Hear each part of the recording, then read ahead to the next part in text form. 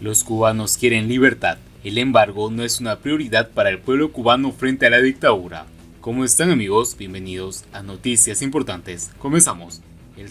El senador Ron Wyden de Oregón acaba de presentar un proyecto titulado Ley de Comercio entre Cuba y Estados Unidos 2021, cuya aprobación podría ser el fin de los 60 años del embargo norteamericano. De tal forma, los poderes legislativos de la nación echarían tierra al espíritu y a las acciones contenidas en la Ley de Libertad y Solidaridad Democrática de Cuba, Ley Helms-Burton de 1996. Desde hace 24 años, desde el bárbaro derribo ordenado por Raúl Castro de una avioneta que pertenecía al grupo de hermanos al rescate, el presidente Clinton refrendó el citado documento que codificaba la ley del embargo, limitando las decisiones ejecutivas sobre nuestro país. La ley Helms-Burton condiciona la normalización de las relaciones con el gobierno cubano a la instauración de una democracia en la isla. Los partidarios de hacer tabla rasa la aguda confrontación del castrismo con Estados Unidos van urgidos de tiempo.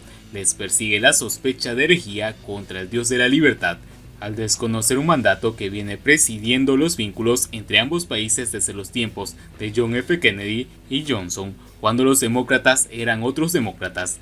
De aquel entonces es vigente la Ley de Ajuste Cubano, CAA, en 1966, inspirada por la excepcionalidad de la única dictadura comunista en el hemisferio occidental. Pero ¿en nombre de qué y de quiénes Wyden hace su propuesta? Al presentarla por primera vez en 2017 expresó: décadas de experiencia han demostrado que el embargo nunca mejorará la vida del pueblo cubano. En cambio, esta política sirve para excluir a los exportadores estadounidenses de un mercado natural de productos agrícolas y manufacturados estadounidenses.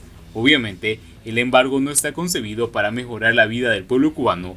Es una réplica del liderazgo de Fidel Castro cuando apostó por la desaparecida Unión Soviética, confiscando todos los patrimonios de la nación, cubanos y extranjeros, cuyos actos extremos fue una alianza militar con Moscú que colocó al mundo ante una alternativa de una desaparición mediante una guerra nuclear. Sin embargo, el barbudo en jefe pareció valorar muy bien las consecuencias del embargo. Durante 2 administraciones, la aplicación de sanciones penduló sin llegar a extremos que provocaran una serie de alarmas en La Habana. Veamos cómo evaluaba la situación el dilatante de la Plaza de la Revolución al cuarto año de sufrir lo que él llamó el simple bloqueo. Nosotros vamos a tener, dentro de 10 años, una producción de leche superior a la de Holanda y una producción de queso superior a la de Francia. Para esa fecha pensamos que se sobrepasen las cantidades de 30 millones de litros de leche, así que habrá para exportar. Ya se podrá imaginar, periódico del 2 de marzo de 1964. Únicamente bajo la administración Trump se instrumentó una presión creciente de sanciones, consecuente con los objetivos de Eisenhower y Kennedy. Aún así, los herederos del gran dictador pueden hoy mismo comprar alimentos y medicinas directamente de los 50 estados de la Unión, siempre que paguen, por supuesto, porque es proverbial la mala costumbre castrista de rehusar las deudas, agravada por su nulidad financiera actual. Una diversidad de factores externos han contribuido a la supervivencia de un modelo parasitario de economía, sustentada en el rejuego político instaurado en Antilla Mayor.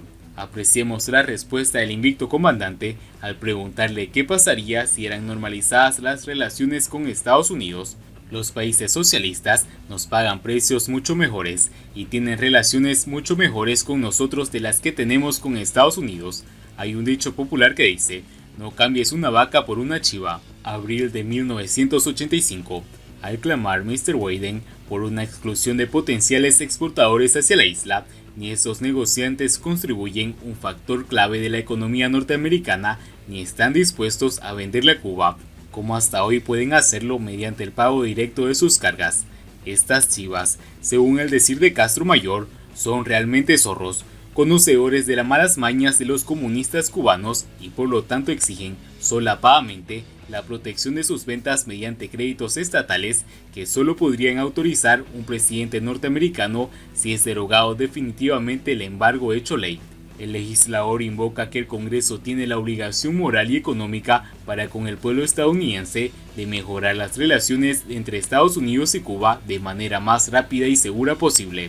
Atención, señor representante de la democracia más poderosa del planeta, Cuba no es un ente abstracto. Somos 11 millones de prisioneros en el extenso campo de concentración conformado por nuestro archipiélago tropical al sur de su inmenso país, donde viven el 85% de nuestros millones y medio de compatriotas, constituyendo nuestras diásporas. En la gran isla del Caribe, pueblo es una cosa y gobierno es otra. Es imposible entre estadounidenses y cubanos establecer relaciones pueblo a pueblo, porque los derechos ciudadanos fueron arrebatados al individuo en Cuba, aunque es evidente que, por diversas razones, Estados Unidos no ha podido vertebrar una acción consecuente basada en el embargo, capaz de convencer a su enemigo de La Habana. También está claro que la consigna de eliminar el bloqueo es un objeto político del castrismo. Si de normalizar se trata, el sistema fallido impuesto a la nación cubana debe desaparecer, regresando el país a la normalidad. Los cubanos están lejos de pedir compasión por sus miles de compatriotas fusilados sin el debido proceso, encarcelados durante décadas, detenidos año tras año por miles, torturados, inclusive desaparecidos en el mar o en la selva, escapando del infierno comunista, donde prima la discriminación ideológica para hacerse el trabajo, basado en la explotación del Estado sobre el individuo. En tales condiciones, la eliminación del embargo está lejos de ser una prioridad en la lucha del pueblo cubano por conquistar sus derechos. Resulta cínico e indigno que un representante de la democracia líder del planeta invoque la supuesta obligación moral de restablecer relaciones normales con un régimen totalitario comunista de la Plaza de la Revolución. Siguiendo con las noticias, Pasos de Cambio envía propuesta al gobierno de Estados Unidos y al Congreso de Estados Unidos. La plataforma democrática asegura que cualquier negociación con La Habana debería estar procedida por la liberación incondicional de los presos políticos del régimen cubano. La plataforma Pasos de Cambio, que integran cubanos residentes en la isla y en el exilio, envió más de 160 propuestas sobre la política exterior de Estados Unidos hacia Cuba, según informó el grupo. Las propuestas se enviaron al presidente Joe Biden, la presidenta Kamala Harris, la Secretaría del Hemisferio Occidental del Departamento de Estado, las comisiones de política exterior del Congreso y del Senado. Contienen las impresiones de organizaciones de la oposición y la sociedad civil cubana, así como de ciudadanos que residen en la isla y en la diáspora. Pasos de Cambio asegura que cualquier negociación con el régimen de La Habana debería estar precedida por la liberación incondicional de todos los presos políticos en la isla, el fin de la represión contra miembros de la oposición interna, la sociedad civil independiente, la ciudadanía y el respeto en la ley y en las prácticas de los derechos humanos fundamentales como la libertad de expresión, asociación y manifestación pública. Entre las organizaciones que firmaron el documento se encuentran Abogados Independientes, Academia Julio Machado, Unión Patriótica de Cuba, Comando Cívico Leoncio Vidal, Damas de Blanco, Fundación Nacional Cubano-Americana, Iglesia Misionera en Cuba, Instituto Patmos, Partido Demócrata Cristiano de Cuba y Cuba Decide. Las propuestas hacen énfasis en la revisión de la política de Estados Unidos hacia Cuba, que deben tener en cuenta el respeto a la democracia y la celebración de elecciones libres y plurales en la isla.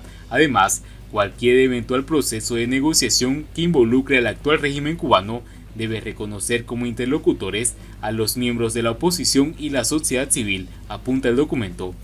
Los firmantes del Acuerdo por la Democracia, nucleados en la plataforma Pasos de Cambio, también solicitaron al gobierno de Estados Unidos que exprese su solidaridad a través de acciones concretas, como la autorización de envíos de ayuda humanitaria del pueblo estadounidense a la ciudadanía y a la sociedad civil en la isla, sin la intervención o el beneficio del régimen.